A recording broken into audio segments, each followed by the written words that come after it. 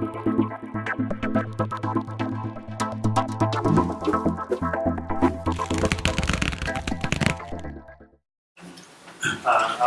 just saying I'm excited to meet the gentleman who is changing my community. I come from Uganda and from Ginger.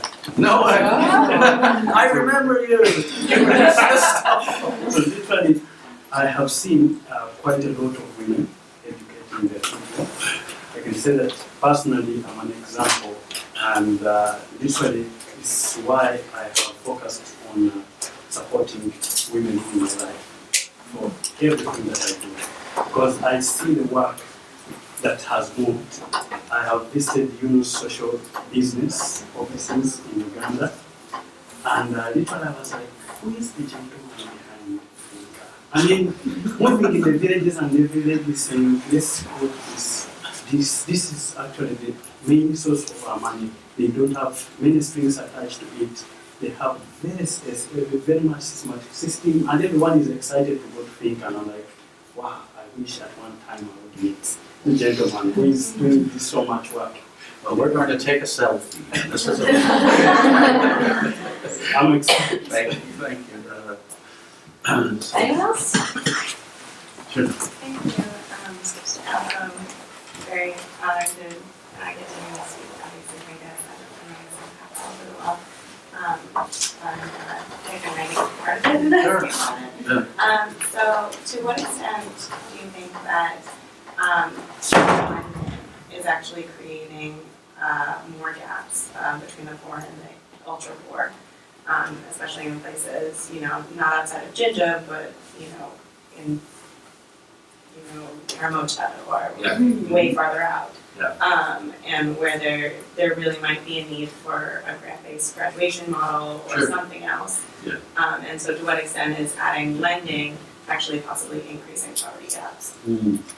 Well, that's a good question, and and there's no doubt that as microfinance has grown up, it's had problems. We've had over-indebtedness problems in a number of countries. We've had abusive lending practices, and I'm part of a group called the Microfinance CEO Working Group, or as we call it, the MCWG, where we are, we're embracing client protection in a number of initiatives, including legislation to have central banks regulate us on ethical lending practices. But more to the point, I don't know if you're aware you seem to be aware that there are other programs that are reaching down below microfinance, i.e. there's, and I've seen one of these in Haiti and was super impressed by it to the extent that I would like to get FINCA involved in that. Then between what they call them graduation programs or ultra poor programs, Brock has one in Bangladesh, so does Women Bank. In between the ultra poor program and the middle banking, there's another one which is the savings groups.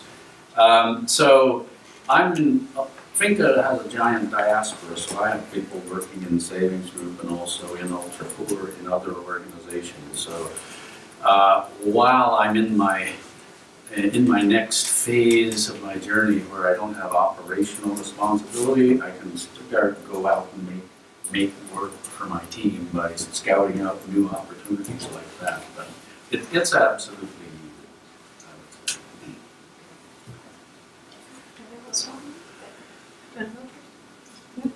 needed.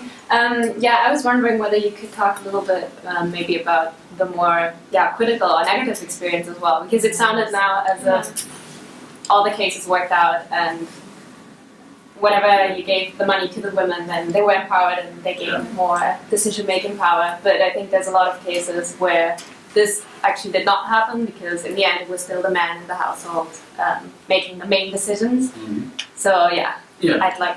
So here's my story.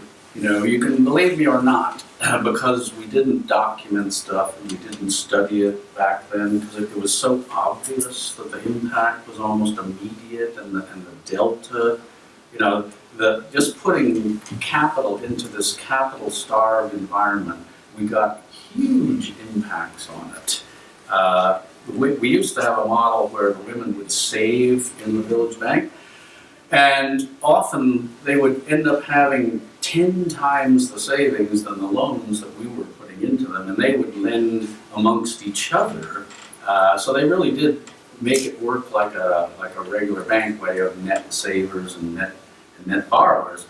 We had to drop that model, sadly, because it was administratively, it was just too expensive. We started to have frauds with people running off or robbing.